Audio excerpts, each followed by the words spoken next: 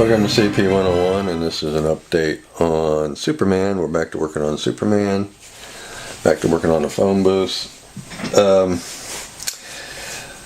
It got some work done to it. We've got the privacy panels painted. They look pretty good. We've used the Duplicolor blue, the Ford blue, same blue we used on the IMC kit. And when I was painting the body, I thought, boy, that would be a perfect blue for the phone booth. So we've got that painted. That came out pretty good. Have to be careful because they're not glued in. I don't want them falling out and scratching the paint. So we got that done. We've got the floor cut, and that's ready to be glued in. I made a plate, diamond plate covering, just out of card stock. I don't know if I'm going to use it or not. I can't get it out there. It's such a tight fit. But if I decide to use it, then we'll just glue it to the plastic, because I wanted some kind of pattern down there other than just plain old black. And we got a shadow here for where the shelf is at. So we've got that. We can glue that in there.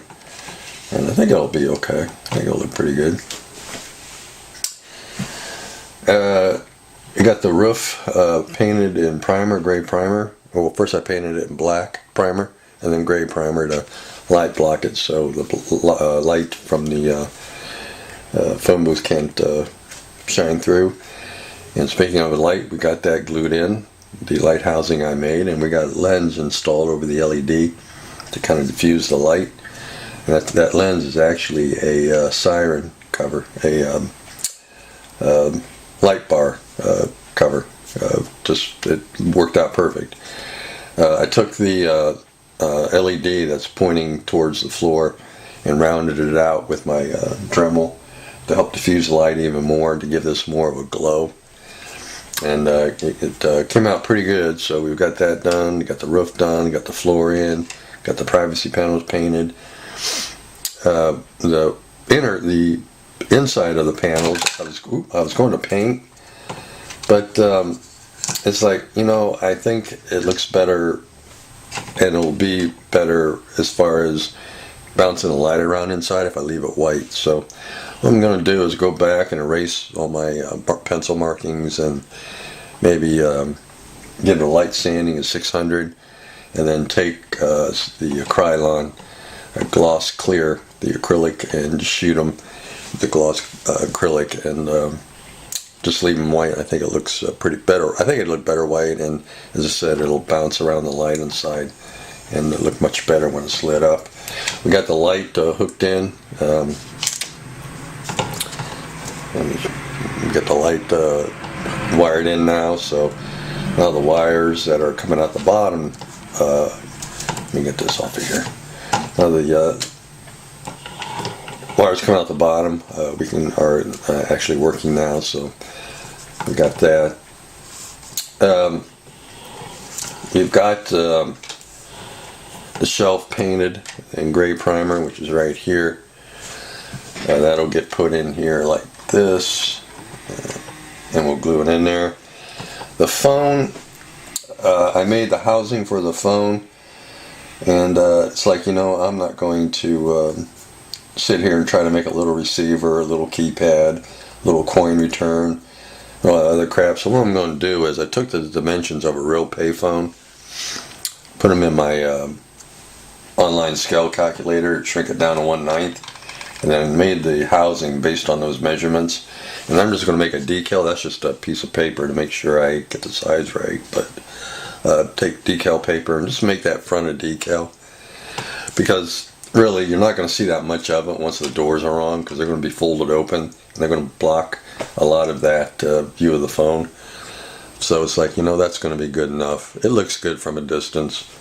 At a quick glance, it looks three-dimensional enough to where it looks like the phone is, it actually has the receiver and stuff. So now that's printer paper. I might, as I said, either doing decal paper or cardstock. I haven't decided yet, but that's good enough. I don't want to spend all year on this phone booth.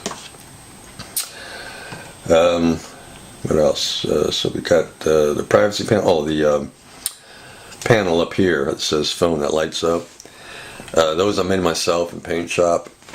I cut one out, put it in, make sure it fits okay. It's perfect. Here's the other three I need to cut out, and then once I cut them out and put them in there, I'll use Testors clear cement to put it in there, or Canopy 560, the one. And then I take a piece of plastic and cut it out and put over it to give the sign a nice glossy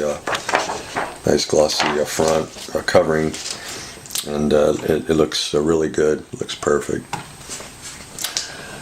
And I'll show you what it looks like when the lights are on.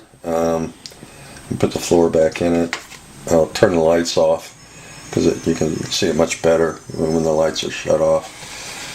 And you'll kind of see what it looks all lit up. And the top part here that says phone lit up, it's perfect. I was really happy with how it turned out. They printed it out just on plain old printer paper. Diffuses the light even more, so it's just perfect, because the entire thing was lit up, not just the letters, and it looks just like the real thing when it's lit up. So let me shut the light off real quick. That's how it looks when it's lit up, and you can kind of see that. I think it looks really good. So that's what the phone was going to look like lit up. Can't get my mouth working. And yeah, and I think once we gloss up the inside, the inside of the panels, that'll bounce around the light even more. So I think it'll look pretty good. Looks just like a phone booth that I remember we used to use all the time. We were out and about getting in trouble. So the only thing I got to do now is make the decals for the privacy panels. I have them made in Paint Shop Pro. I just have to put them on decal paper, mask off the panels, paint the white inserts, and then apply the decal. I got the phone book made. Where's it at? Here's the phone book. I got the phone book made for the phone booth.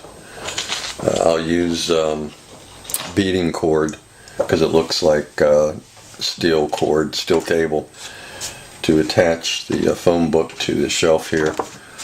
But we've got the phone book made. I did that in Paint Shop to get it looking like a Metropolis phone book. I don't know if you can, hopefully that won't blur. You can kind of see, I put the Metropolis logo. That logo will be on the side of the phone booth, and that'll be hanging down there. I'll probably just get a couple pieces of scrap flat stock, glue them together, and then apply this to the thing so the phone book looks thick. I mean, I'm not going to worry about trying to make pages for it, but we've got that done. So I got to put that together and